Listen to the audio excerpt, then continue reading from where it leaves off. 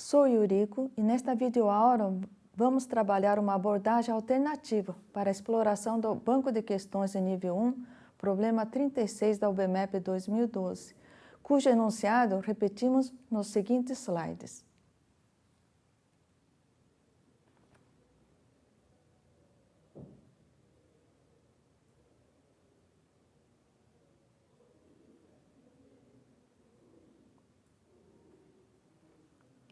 Vamos apresentar uma atividade com dobraduras que evidencia claramente os passos da resolução de problemas. Primeiro, a leitura do problema identifica como dado essencial o centro do retângulo na construção da figura. Temos o retângulo aqui. A maneira imediata para localizar o centro do retângulo é dobrar a folha em duas partes iguais pelo lado do comprimento e da largura, e determinar o ponto de interseção dos vincos, como já sabemos. Estou dobrando pelo lado do comprimento, pela metade, faço o vinco. Agora, eu torno a dobrar no outro sentido, pelo lado da largura, e faço o vinco. A interseção dos vincos, o cruzamento dos segmentos que corresponde às dobras, é o centro do retângulo. Posso marcar aqui o centro.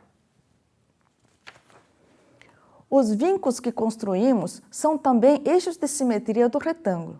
Isto quer dizer que a palavra congruente que aparece no enunciado, como relação entre os triângulos e também entre os pentágonos da figura, deriva da simetria dos triângulos em relação ao eixo horizontal e da simetria dos pentágonos em relação ao eixo vertical. Então, os eixos vertical e horizontal estão aqui. Portanto, para construir os triângulos e os pentágonos, vamos construir os segmentos AD e BC do enunciado perpendiculares pelo centro, distribuídos simetricamente em relação aos eixos vertical e horizontal. Eixo vertical e eixo horizontal. Em outras palavras, a estratégia da construção é produzir vincos que sejam bissetrizes dos ângulos entre os eixos, com o vértice no centro. Podemos dobrar assim e, ao fazer aqui, essa dobradura está produzindo a bissetriz desse ângulo aqui. Da mesma forma, nós podemos dobrar desta maneira para produzir a bissetriz desse ângulo. E aqui nós temos, então, a junção, o ângulo reto formado pelas bissetrizes. E nós temos, assim, esta figura. Eu vou usar esta folha branca que dá melhor visualização, em que nós repetimos a dobradura. Nós temos a construção das bissetrizes, que dá a simetria, e aqui nós podemos reforçar na atividade na sala de aula com uma caneta vermelha, aqui. E estão construídos os segmentos AD e BC da figura. E aqui foi reforçado aquela tira que sobrou ao fazer a dobradura. Até agora, executamos os seguintes passos na resolução de problemas de construir a figura. Isto é, lemos os dados, identificamos as suas propriedades, interpretamos e planejamos as dobraduras para representá-los e executamos este plano. Nós podemos verificar colocando as figuras utilizadas já na outra videoaula, que nós temos aqui os pentágonos congruentes, que se coloca simetricamente em relação ao eixo vertical, e nós temos os triângulos congruentes que se colocam de maneira simétrica em relação ao eixo horizontal. A validade da construção é então percebida pela constatação de que conseguimos reproduzir o modelo com as condições dadas pelo problema original.